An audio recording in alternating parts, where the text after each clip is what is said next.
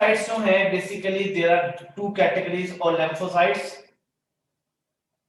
B lymphocytes and T lymphocytes।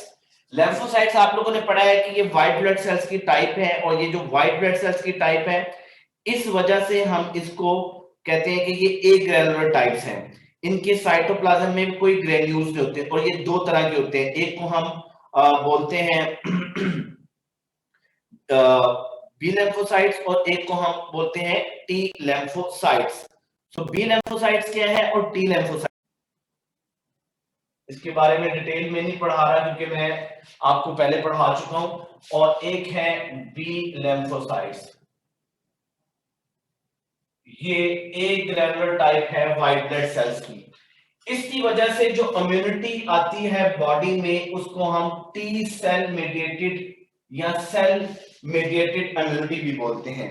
और जो B की वजह से आती है, बी सेल्स की वजह से आती है, उसको हम ह्यूमोरल रिस्पॉन्स या ह्यूमोरल इम्यून रिस्पॉन्स या एंटीबॉडी मेडिएटेड रिस्पॉन्स भी बोलते हैं।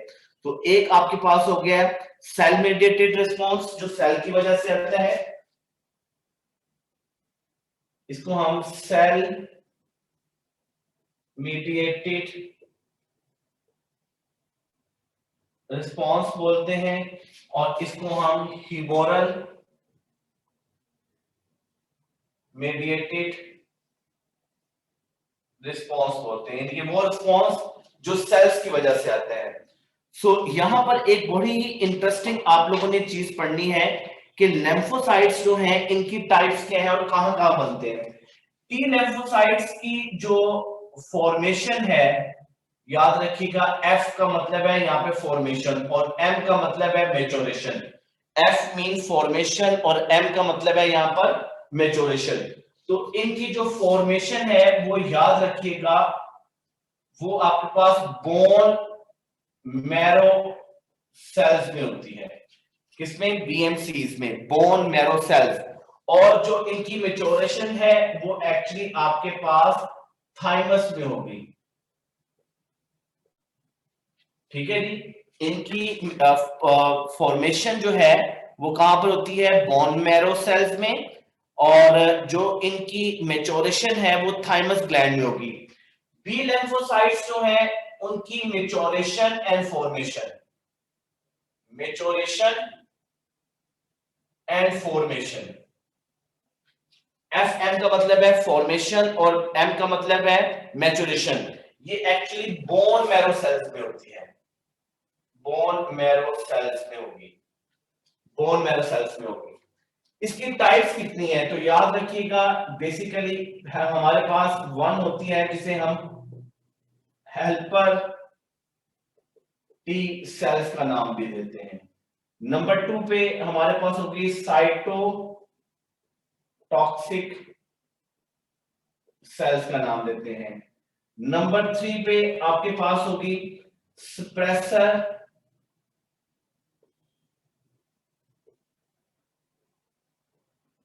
T cells. और नंबर 4 पे है मेमोरी टी सेल्स। सो इनके नेम्स जिस तरह है, हेल्पर टी सेल्स का काम जो होता है कि ये रिकॉग्नाइज करता है और केमिकल रिलीज करता है। सप्रेसर टी सेल्स जो होते हैं वो कंट्रोल करते हैं इम्यून रिस्पांस को। साइटोटॉक्सिक टी सेल्स जो होते हैं वो किल करते हैं, डिस्ट्रॉय करते हैं एंटीजीन्स को डायरेक्टली लाइसोसोम्स वगैरह की वजह से। और मेमोरी टी सेल्स जो है वो जिसको हम बोलते हैं कि ये इंफॉर्मेशन को सेव रखते हैं। जबकि ह्यूमरल मेडिएटेड रिस्पांस में इसके जो सेल्स इन्वॉल्व हैं, इनके दो सेल्स हैं। एक को हम नाम देते हैं नंबर 1 पे प्लाज्मा क्लोन सेल्स,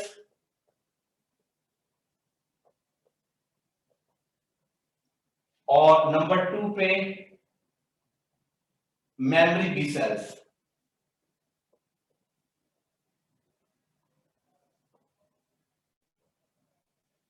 सो आपसे एमसीक्यूज पूछा जा सकता है एंटी टेस्ट में कि बताएं कि जो एंटीबॉडीज हैं वो कहां से ओरिजिनेट होती हैं। सो याद रखिएगा, प्लाज्मा क्लोन सेल से एंटी बॉडीज जो है वो जनरेट होती है। ठीक है, सो अगर टी lymphocytes की वजह से सेल इम्यून सिस्टम को रिस्पॉन्स शो कर रहा है, उसकी किलिंग कर रहा है फॉरेन पार्टिकल्स की, एंटीजेंस की, बैक्टीरिया वायरसेस की, तो इसको हम टी सेल मेडिएटेड या सेल मेडिएटेड रिस्पॉन्स बोलते हैं। और अगर ये फ्लूइड के थ्रू यानी कि फ्लूइड में मौजूद एंटीबॉडीज के थ्रू हो रहा है तो इसको ह्यूमरल मेडिएटेड रिस्पॉन्स का नाम देते हैं। आगे इसमें पढ़ते हैं जी। फहद बोले बेटे। सर ये स्पेसिफिक के नीचे आपने क्या लिखा सर? किस साइड में सर ये राइट मोस्ट ऊपर इम्यून सिस्टम के नीचे सर, ये स्पेसिफिक के नीचे जो ये एडेप्टिव या सर इसका मतलब भी बता एक्वायर्ड। सर इसका मतलब भी बता दें प्लीज। यानी कि ये वो बेसिकली लाइन ऑफ डिफेंस है जो हम हमारी बॉडी जो है तब गेन करती है जब बेसिकली कोई फॉरेन पार्टिकल्स जो है वो हमारे टी सेल्स को या बी सेल्स को स्टिमुलेट करते हैं। मिसाल के तौर पे एंटीजेंस हैं या हमारे पास बैक्टीरिया वायरस जो है फर्स्ट लाइन डिफेंस में नहीं आ सका, सेकंड लाइन ऑफ डिफेंस में उसका किल नहीं किया जा सका, तो वो थर्ड लाइन ऑफ डिफेंस में आपको स्टिमुलेट करता है, तो फिर ये एक्टिविटी परफॉर्म होती है। इसको अडेप्टिव बोलते हैं। अडेप्ट करते हैं हम, आर्टिफिशियली भी कर सकते हैं और हम दूसरी तरह से भी कर सकते हैं जी। ओके जी फियाज जकरानी जी बेटे बोले।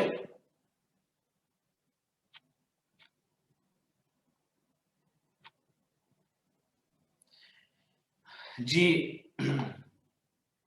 जी बेटे बोले। Sir, for B cells, there's effector cells too, right? B effector cells.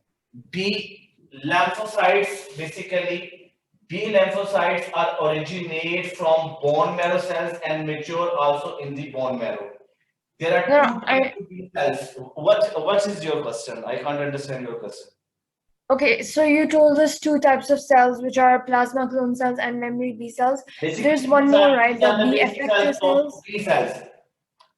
Yeah, The I'm saying subcells there's of- only two okay. because I was taught there was one more, right? There's B effector cells as well. Okay B effector cells को हमने नहीं पढ़ना क्योंकि हमारे syllabus में required नहीं है। हमारे पास फेडरल पंजाब केपीके की किसी बुक में बी इफेक्टर सेल्स के बारे में नहीं लिखा हुआ।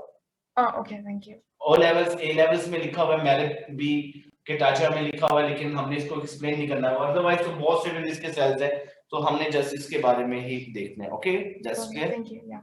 वेलकम जी बेटे। बेटे ये मैं एक मार्कर ले आऊं फिर मैं आपको आगे चलाता हूं, इसको बताता हूं।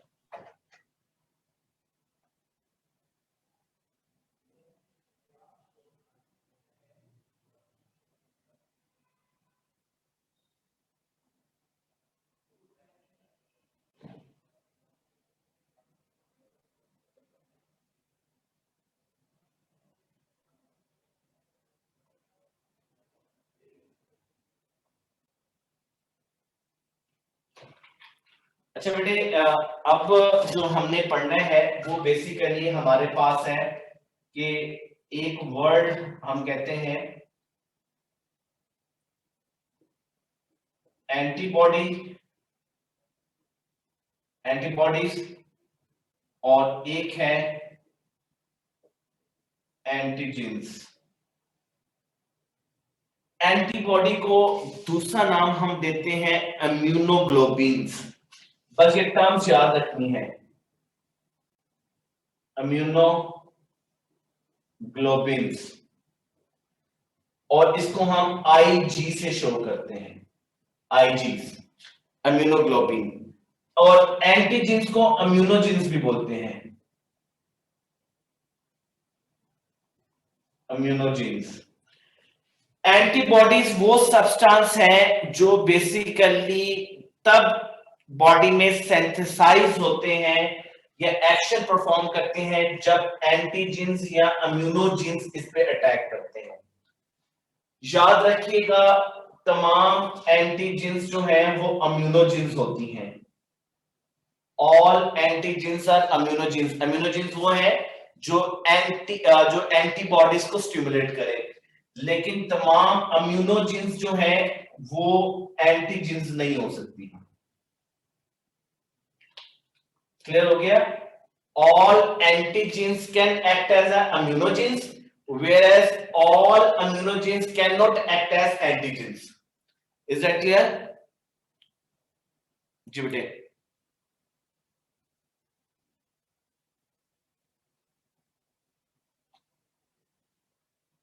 जी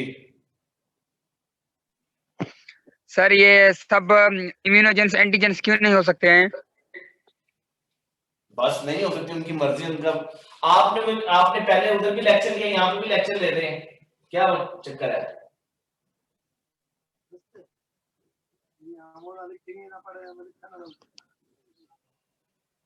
बेटे बताए नहीं पहले आप? जी सर। आपने उस क्लास में भी लेक्चर लिया और यहाँ पे भी आप लेक्चर ले रहे हैं। सर मेरे क्लास मिस हुए थे इसीलिए।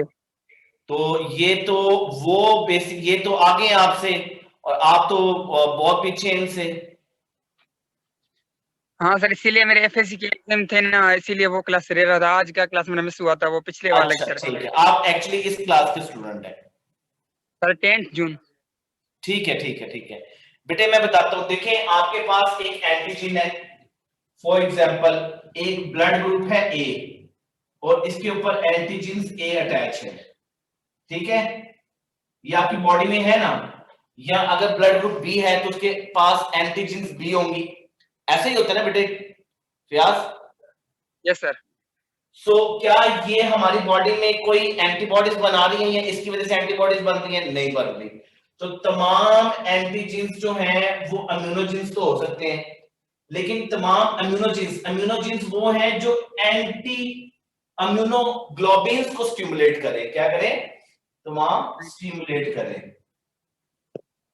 फॉर एग्जांपल ये बैक्टीरिया भी हो सकता है, ये वायरस भी हो सकता है, ये पैथोजेंस भी हो सकते हैं, ये प्रोटीन्स भी हो सकती हैं।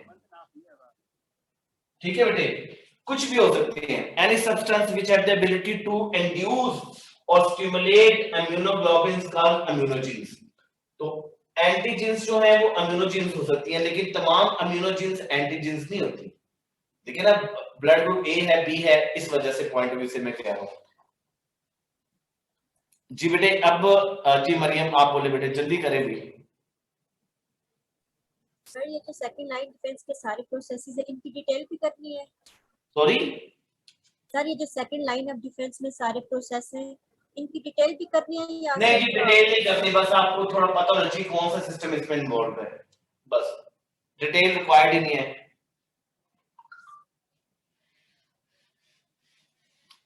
थर्ड लाइन ऑफ डिफेंस का जो सबसे इंपॉर्टेंट कंपोनेंट है वो आपके पास एंटीबॉडीज हो सकते हैं। एंटीबॉडीज क्या होती हैं, किस तरह से वर्कआउट करती हैं और ये कहां पर प्रेजेंट होंगी, इसके बारे में पढ़ना है। सो एंटीबॉडीज का क्या फंक्शन है इसको हम देखते हैं। जी नूरुल हुदा बेटे बोले।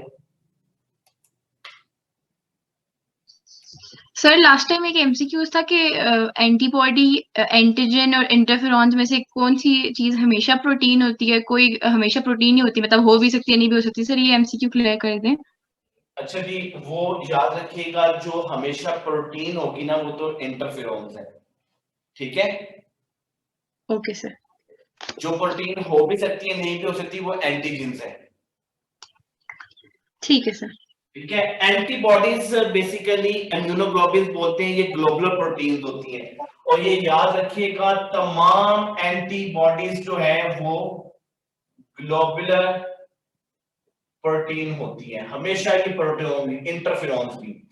और इसके बाद हमारे पास ये आएगा कि इसमें टर्शरी और क्वाटरनरी स्ट्रक्चर मौजूद होते हैं।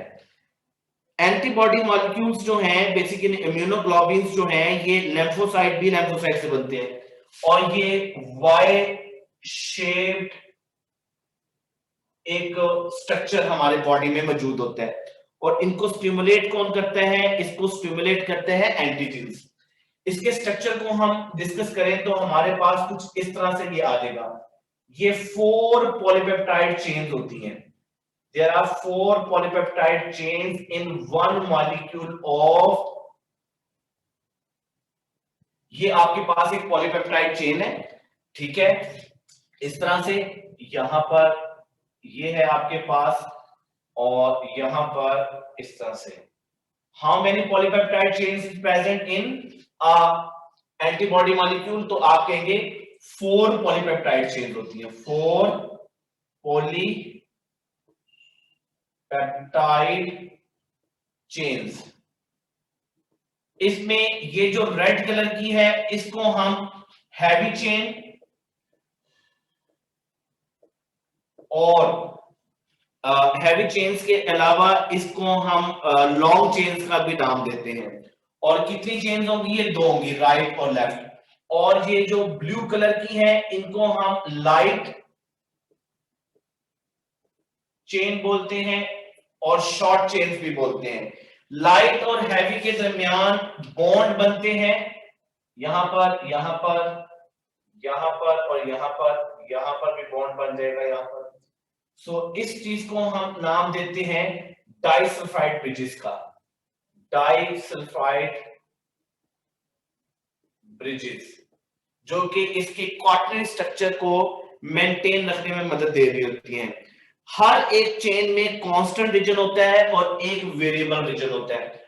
फॉर एग्जांपल मैं कहता हूं कि ये इसके पास जो है, आपके पास ये एरिया जो है वो वेरिएबल रीजन है, और ये जो है कांस्टेंट रीजन है। यानी कि वेरिएबल रीजन का मतलब है यहाँ पे अमीनो एसिड का सीक्वेंस मुख्तलिफ है, जबकि इनमें अमीनो एसिड का सीक्वेंस सेम होगा।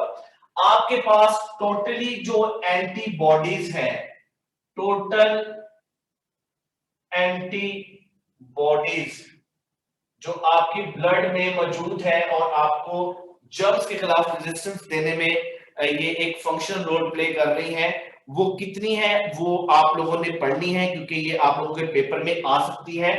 पहली है जिसको हम आईजी अम्यूनोग्लोबिन और जी का नाम देते हैं। फिर आईजीएम होती है एक टाइप। इसी तरह आपके पास एक होती है आईजीडी, ये इसकी टाइप्स है आईजीडी। नंबर 4 पे आपके पास होती है आईजीए, या ई भी बोल सकते हैं, आईजीई, और एंड पे आईजीए। ये इसकी क्या है, आप लोगों ने टाइप्स भी याद रखनी है, सिर्फ टाइप्स का नाम याद रखना, आगे इसका फंक्शंस याद नहीं रखने। ये आप लोग, फिर मैं बता रहा हूं, ठीक है जी। अगर आपसे ये पूछ लिया जाए कि एंटी जो है जीन्स जो है वो किस पॉइंट के साथ अटैच होती हैं, तो अल्फा में मेरे पास ये ऑप्शन है कि ये वेरिएबल रीजन के साथ होंगी, ये कांस्टेंट रीजन के साथ होंगी, या ये इस रीजन के साथ होंगी, या वो इस रीजन के साथ होंगी। यानी कि ये चार्ली है और ये डेल्टा है। तो बताएं कि एंटीबॉडी जो है वो एंटीजेंस के साथ, या एंटीजेंस जो है वो एंटीबॉडीज के साथ कौन से रीजन पे जाकर अटैच होता है? तो जल्दी बताएं जी मरियम। ए एंड सी पे, अल्फा, बीटा, चार्ली या डेल्टा? अल्फा और चार्ली। अल्फा और चार्ली गलत आपका आंसर बेटे। अल्फा पे नहीं हो सकती, ये in between the 2 variable region होगा, लाइक दिस। एक ये एंटीजेंस होगी यहां पर अटैच होगी, ये एक एंटीजेंस यहां पर अटैच होगी, इन 2 रीजन्स के दरमियान में होती है। एक्चुअली ये इसकी जो शेप होती है ना वो इस तरह से होती है, आप लोगों को पता होना चाहिए कि ये इस शेप में होती है, ठीक है। तो वेरिएबल रीजन है, ये भी वेरिएबल रीजन है, ये कांस्टेंट रीजन है, कांस्टेंट रीजन है। सो बेसिकली इसमें यहां पर आपके पास एंटीजेंस आकर क्या होती हैं, अटैच होती हैं। फिर आप लोगों से पूछ लेते हैं, इसका एमसीक्यूज भी इस तरह से आ सकता है कि how many disulphide bridges are present. Number 1 पे है 2, अल्फा में है बेटे 2, बीटा में है बेटे 3, चार्ली में है बेटे 4 और डेल्टा में 6. How many disulfide bridges are present in one molecule of antibody? जी मरियम आप बताएं बेटे. सर 4. 4. जाहिर बात है दो जो हैं वो कांस्टेंट रीजन पे होंगी, सॉरी, और दो जो है वो वेरिएबल रीजन के पास होती हैं. तो टोटल 4 जो है इसमें आपके पास क्या होंगी, ये मौजूद होंगी डाइसल्फाइड ब्रिजेस. ठीक है बेटे. नेक्स्ट मैं आपको अभी नेक्स्ट पढ़ाने लगा हूं टाइप ऑफ इम्यूनिटीज के बारे में. सो आप लोगों ने पढ़ा था कि एक्वायर्ड इम्यूनिटी जो हम हासिल करते हैं वो कितनी तरह की हो सकती है. ये एक्टिव भी हो सकती है और ये पैसिव भी हो सकती है, ये आप लोगों ने याद रखना है. सो इसको यहाँ पर टेबल में पढ़ेंगे और इसमें से बहुत से एमसीक्यूज आपके आएंगे. आपने अगर 2020 का पास्ट पेपर का एमसीक्यूज का पैटर्न देखा हो तो उसमें से एक एमसीक्यूज आया हुआ है कि ये कितनी तरह की हो सकती है. सो आपके पास जो एक्वायर्ड इम्यूनिटी है इसकी 2 टाइप्स हो सकती हैं.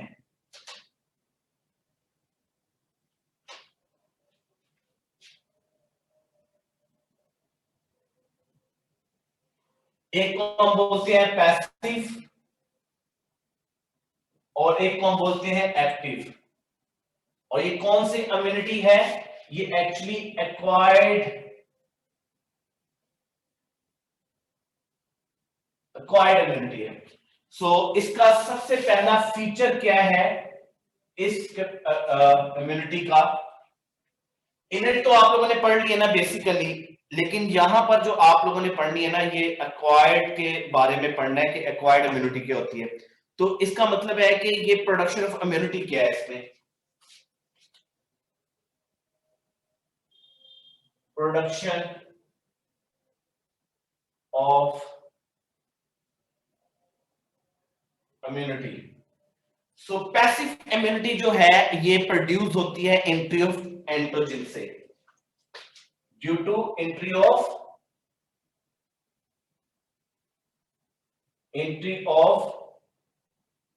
एंटीजन से जो हमारे बॉडी में इम्यूनिटी आती है इसको हम पैसिव इम्यूनिटी बोलते हैं. और जो इसको हम बोलते हैं एंटीबॉडीज से,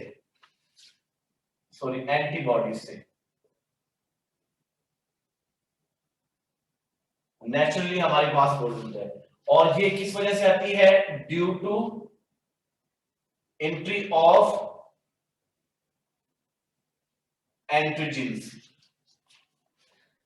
जी अत्या बोले बेटे.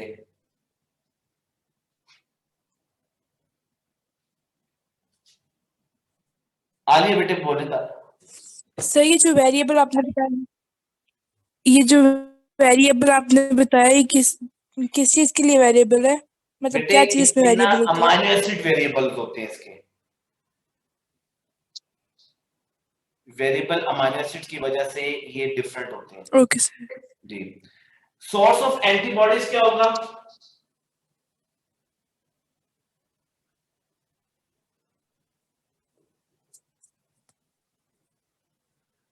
याद करिएगा पैसिव इम्यूनिटी में एंटीबॉडी इंट्रोड्यूस की जाती है from other sources,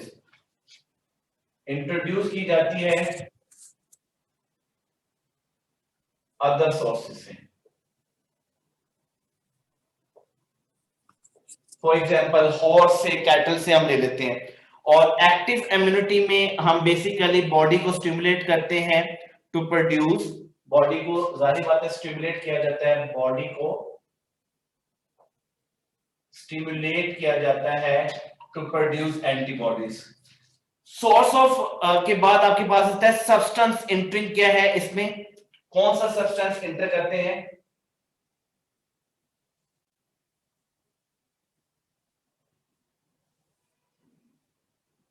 passive immunity में याद रखिएगा हम एंटी सीरम इंट्रोड्यूस करते हैं.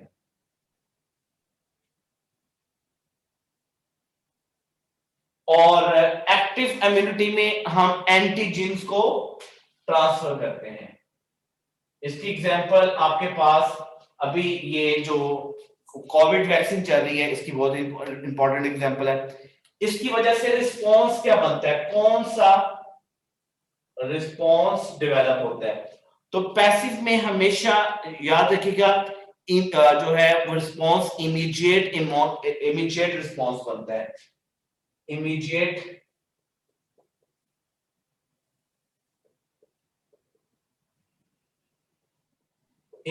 रिस्पॉन्स बनता है, क्विक रिस्पॉन्स होता है इसका, इमीडिएट रिस्पॉन्स। और ये वीक रिस्पॉन्स बनता है इसका, या लॉन्ग टर्म आप कह सकते हैं कि डिले इम्यून रिस्पॉन्स होता है। वीक रिस्पॉन्स या वीक ना लिखना चाहे तो आप डिले लिख लें, ज्यादा इंपॉर्टेंट है, डिले रिस्पॉन्स बनेगा। रिस्पॉन्स के बाद हमारे पास आ जाएगा बेटे इसमें रिजल्ट्स क्या बनेंगे, इसकी वजह से क्या होगा। जब पैसिव इम्यूनिटी बॉडी में डेवलप की जाती है तो ये शॉर्ट एक्टिंग होती है, और ये याद रखिएगा हमेशा लॉन्ग टर्म होती है। जो आप वैक्सीन लेंगे कोविड के लिए वो लॉन्ग टर्म यूज होगी। इसमें मेमोरी सेल प्रोडक्शन होती है या नहीं होती? Memory cells production. जो तो लॉन्ग टर्म है तो उसमें तो आपको समझ आएगी, और जो शॉर्ट टर्म है उसमें आप कहेंगे नहीं होगी। याद रखिएगा पैसिव में नहीं हो सकती, लेकिन एक्टिव इम्यूनिटी जो है वो कई अर्से तक उसमें मेमोरी सेल्स बने रहते हैं। रोल क्या है इसका ओवरऑल एक्वायर्ड इम्यूनिटी का? याद रखिएगा इस रोल में प्रिवेंटिव एंड क्यूरेटिव होता है। अब किसमें होगा ये? Preventive and curative. आप देखिए ना, एंटीवेनॉम इंजेक्शंस लगाते हैं, स्नेक बाइट इंजेक्शन लगाते हैं, तो ये पैसिव इम्यूनिटी है। जबकि यहां पर क्या होगा, ये हमेशा प्रिवेंटिव होता है। कोविड से हम बच सकते हैं थ्रू वैक्सीन। तो ये बड़ी अच्छी एग्जांपल मैंने आपको बता दी है कि पैसिव और एक्टिव इम्यूनिटी में डिफरेंस क्या है। इस पॉइंट ऑफ व्यू से देखें तो इसमें हमारे पास एक्चुअली जो एक्वायर्ड इम्यूनिटी है ये नेचुरल एक्टिव इम्यूनिटी भी होती है और आर्टिफिशियल एक्टिव इम्यूनिटी भी होती है। इसी तरह पैसिव इम्यूनिटी जो है, एक्वायर्ड इम्यूनिटी जो है वो दो तरह की हो सकती है। आपने अभी पढ़ा भी है ऊपर, एक को हम बोलते हैं पैसिव और एक को हम बोलते हैं एक्टिव। फर्दर इसके बारे में पढ़ना है कि एक्टिव और पैसिव में क्या क्या डिफरेंस हो सकते हैं। पहली बात जो आपने इसमें डिफरेंस में पढ़नी है वो ये है कि इसमें एक्टिव कैसे है, पैसिव कैसे है। एक्टिव इम्यूनिटी जो है ये नेचुरल एक्टिव इम्यूनिटी भी हो सकती है, नेचुरल एक्टिव इम्यूनिटी भी हो सकती है, और ये याद रखिएगा ये आर्टिफिशियल एक्टिव इम्यूनिटी भी होती है।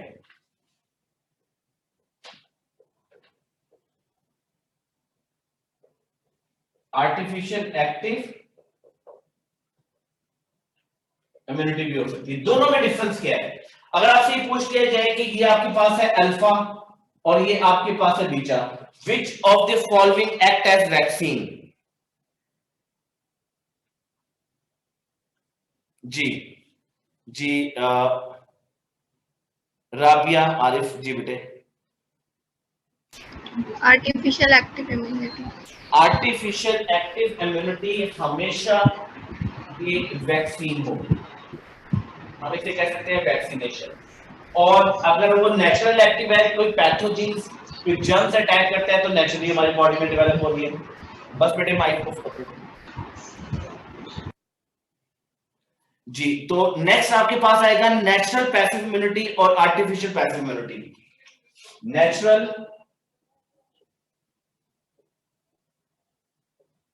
पैसिव इम्यूनिटी और artificial passive immunity. So natural passive immunity जो है बेसिकली नेचुरली प्रोवाइड होती है, इसमें सोर्स बेसिकली होता है एंटीबॉडीज। फॉर एग्जांपल आप लोगों ने पढ़ा हुआ है कि क्लोस्ट्रम जो है वो मेमरी ग्लैंड जो मदर से रिलीज होता है, उसकी बहुत इंपॉर्टेंट एग्जांपल आपके पास है क्लोस्ट्रम।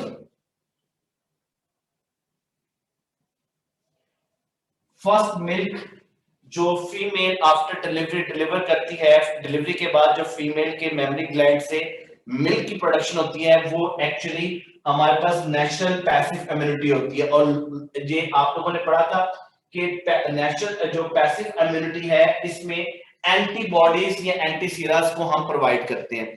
आर्टिफिशियल जो पैसिव इम्यूनिटी है ये बेसिकली किसी एक इंडिविजुअल से हम रिमूव करके किसी दूसरे इंडिविजुअल में ऐड करते हैं। इसकी एग्जांपल्स में आप लोग पढ़ते हैं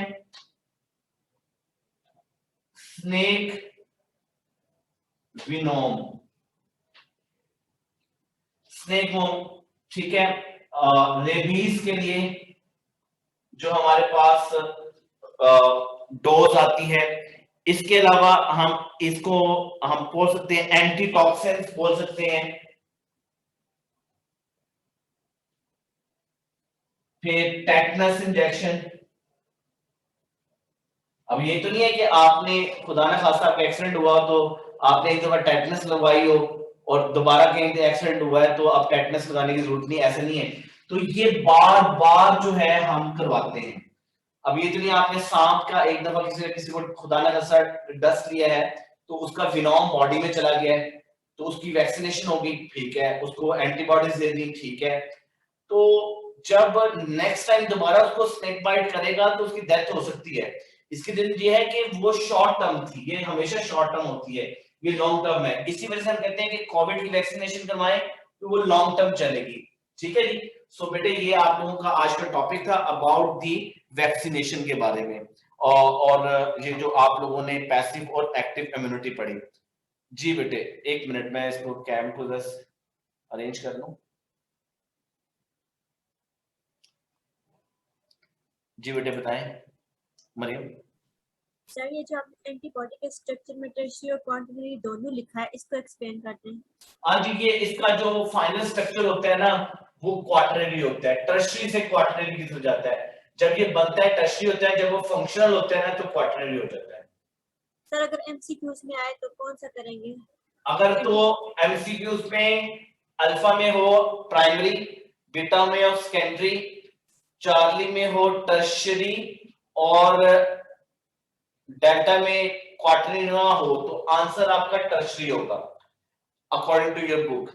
लेकिन आपकी बुक में एक मिस्टेक है ना, मैंने आप लोगों को जो प्रोटीन के बारे में पढ़ाया था तब ये बताया था कि बेटे ये जो एंटीबॉडीज हैं इनका फाइनल स्ट्रक्चर जो है ना ग्लोबुलर, क्योंकि मोर देन 4 पॉलीपेप्टाइड चेन्स है।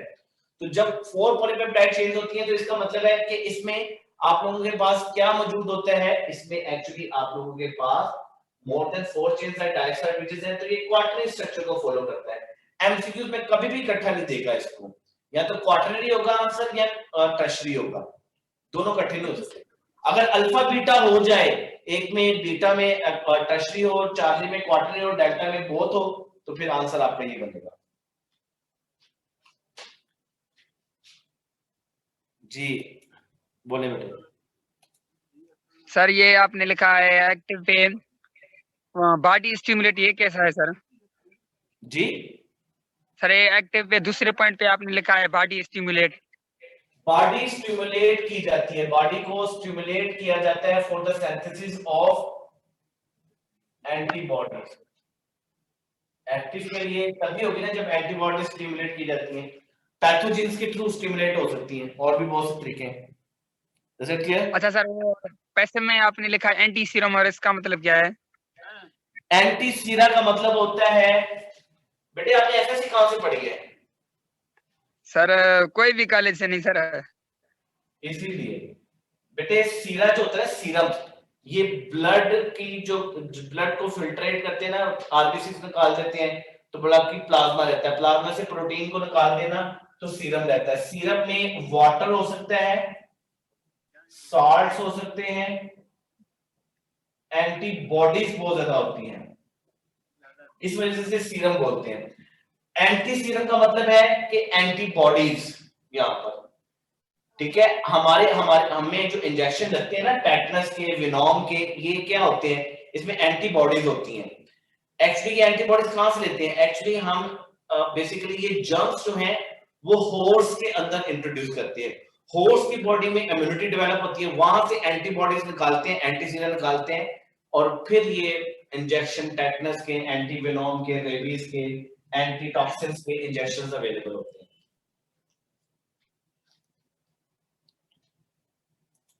जी ठीक है बेटे, थैंक यू सर। जी वेलकम।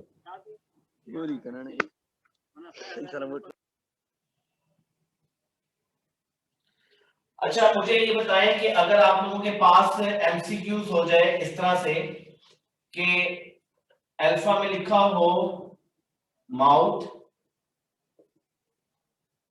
बीटा में लिखा हो स्टमक, चार्ली में लिखा हो गट, और डेल्टा में लिखा हो कोलोन, ठीक है। ये आपके पास 4 ऑप्शंस हो, और ये पूछा जाए कि नेचुरल पैसिव इम्यूनिटी में जो बेबी क्लस्टर लेता है, बेबी जो है ये फर्स्ट मिल्क क्लस्टर लेता है, वो बॉडी के किस पार्ट में एब्जॉर्ब होता है, बॉडी के किस पार्ट में एब्जॉर्ब होगा? जी फहद। जी बेटे। Sir beta. बीटा, गुड हो गया जी। Next common. जी बेटे। Alpha, beta, Charlie, delta. Charlie. Charlie, ठीक हो गया जी। 7। चार्ली। चार्ली। सो याद रखिएगा जो क्लस्ट्रम फर्स्ट मिल्क होता है वो गट में एब्जॉर्ब होता है, क्योंकि ये है आपके पास लैक्टोज वगैरह, ठीक है, इसमें बहुत ज्यादा होती है, और लैक्टोज जो है स्मॉल इंटेस्टाइन में बहुत ज्यादा एब्जॉर्ब होती है, ठीक है बेटे। लैक्टोज आपको पता है कि क्या है, लैक्टोज एक डाइस्क्राइड है, डाइस्क्राइड की फर्दर जो ब्रेकडाउन होती है वो कहां पर होती है, वो गट में होती है भी। जी बेटे। नो सर वो। अच्छा बेटे, कल हमने कोऑर्डिनेशन पढ़ना है, क्योंकि आज इसमें सारा टाइम लग गया है, आप लोगों से काफी एमसीक्यूज शेयर हुए हैं, तो कल हमने कोऑर्डिनेशन पढ़नी है, और इस कोऑर्डिनेशन में हमने रिसेप्टर्स के बारे में, रिफ्लेक्सेस के बारे में, न्यूरॉन्स के बारे में जो है ये सारा पढ़ना है, तो वैसे पहले तैयार करके आइएगा अच्छी तरह। जी बोले बेटे। सर ये फर्स्ट लाइन और सेकंड लाइन तो फेडरल बुक में ज्यादा लिखे हैं, तो हाँ जी, ज्यादा वो नहीं पढ़ने, मैंने पढ़ाए भी नहीं है, वो नहीं पढ़ने आपने। अच्छा सर, फर्स्ट लाइन और सेकंड लाइन नहीं पढ़ने हैं? नहीं, बस द पॉइंट पढ़ने। Thank you sir. वेलकम जी। समीर, सुमेरा। जी बेटे।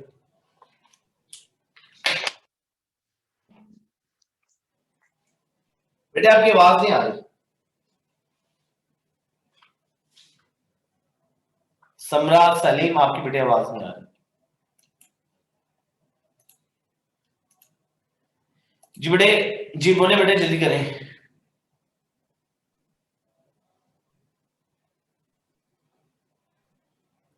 इंशाल्लाह बेटे कल मुलाकात होगी आप लोगों के साथ नए टॉपिक के साथ, यूनिट नंबर 6 कोऑर्डिनेशन, जिसमें आपने केमिकल और न्यूरल कोऑर्डिनेशन दोनों को स्टडी करना है। अल्लाह हाफिज।